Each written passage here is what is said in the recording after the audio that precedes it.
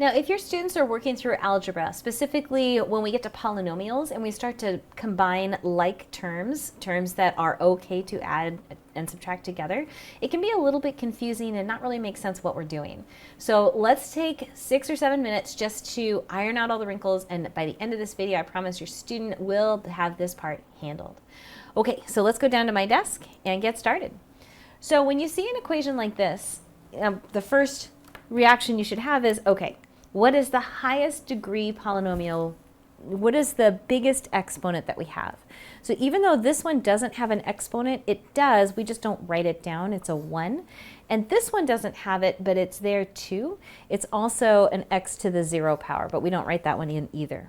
So the ones I'm going to be adding are the 3 here and the 5 here. 3 plus 5 is 8, so I'm going to rewrite this as 8, and then you just write this down, x squared, because I don't know what x is. I can't write it down. And then the next one that we can add are the ones that is one step lower, so 1 power lower than x squared, which is x to the first. So I'm going to take the minus 6, and then there's nothing written here, so I know that there's a 1. Minus 6 plus 1 is a minus 5. And then don't forget to put the x, okay? And sometimes when it's a long polynomial like this, you might want to just cross off the ones you've done so you don't have to keep looking at them. And then there's just a minus 2. All right, and there is our final result. Now that's as far as we can go just for this lesson of combining like terms. Okay, so let's try another one. So if I have a 3x squared minus y squared plus 3x squared minus 3y squared minus 2xy. Okay, got a lot of variables in there, right? So the only ones I can put together, remember if x is, say for example, 3, this only works because these are the same right there. So I can add 3 plus 3 and get a 6x squared. Okay, then I just move on to the next one. Okay, so I've got those taken care of. Minus 1 minus 3. That's a minus 4y squared. And then this thing is all by itself. Right? Because x stands for a specific number. Y stands for a specific number. Okay? And if I am going, well, it could also be a range of numbers, but in this case here, when we're first getting introduced, it just stands for a specific number. And then if I multiply them together, that's still another number also. So until we know what they are, we can't go any further. And that's as far as we can go. How do we handle this one? I have a minus 6x squared.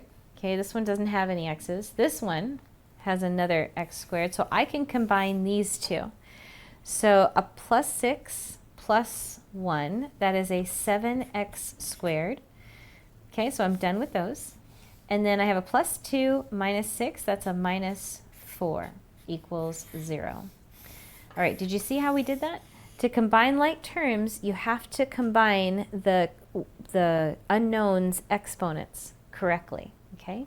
So for example, if I had a 6x squared plus a 3y squared, I can't go any further because x is a different variable than y. So x may be 5 and y may be minus 2. So you can't combine them because they're not similar. And the reason this works is something that you probably already know how to do. Imagine I have 15 plus 5, okay? Now, before you jump and say 20, all right, there's another way I could write the 15, right? I could write it as a 3 times 5, right? And I could also write the 5 as a 1 times 5 if I wanted to, right? Okay, what number do these both have in common? They have a 5. So I could take the 5 out, factor it out. What times 5 gives me 15? It's a 3. Good. What times 5 gives me 5? It would just be this 1. So another way to write this is like this, which you may think, why would you ever want to do that? Well, if you don't know what one of them is, here, stick with me just for a second. Okay, so 3 plus 1, you could evaluate this. This is 4. 4 times 5 is 20, which is the same as I got up here, right? Okay, so if I were to have a 3x plus x plus 2 equals 0, okay? So it's the same thing, only the 5 in this case might be the x. So I've got an x here, and I have a 3 plus 1. And then this is just the 2 by itself. Okay, so this is going to be 3x plus 1x, and this is 3 plus 1 is 4. 4x plus 2 is 0. It's the same idea. So we can only combine terms like this when they're exactly the same. Okay, when two numbers that are multiplied together are the same, I can factor one out. And we can also do the reverse. For example, if I had given you, say I had given you 4, and I had said x plus 2, could you expand that out? Absolutely. You can take the 4 times the x, that is 4x, but then you also have to do this one, 4 times 2, which is 4 times 2, which is 8. So this would be 4x plus 8. That's the opposite of what we just did here when we had this, right? And we were taking it and making it into this. So this is the expanded form of this one. And in this case, I told you what x is, so we got a number. Is this starting to make a little bit of sense? Okay, so it's not enough for us to learn what the steps are, because in math there's so many different areas. You're going to forget some steps from one area when you move it on to another area, and you'd be like, wait, the angles sum to what? But only if you divide by 3 on a Tuesday. so it's important to understand why you're doing something, so in the future you're able to use that why and maybe adapt it to the conditions that you're working with right now. And that's really, really important. If your students have been frustrated with math and really just not understanding it, or it feels really dry and boring, or maybe they feel like I just don't get it, this may be one of the reasons. And if you'd like to learn more about how we teach math the easy way, by teaching the students, making sure they understand all of this first before we really get into more complex problems, you want to join me for a free math class. You can go to getmath.net/learn, or simply click on the link in the description. It's also in the comments as well. Okay, let's get back to our math lesson. Let's try another one. If I have a 9y squared minus a 5y squared plus x, what do I do? Well, these are the same. So 9 minus 5 is 4y squared, and then there's nothing more to do here, so we just leave it just like that.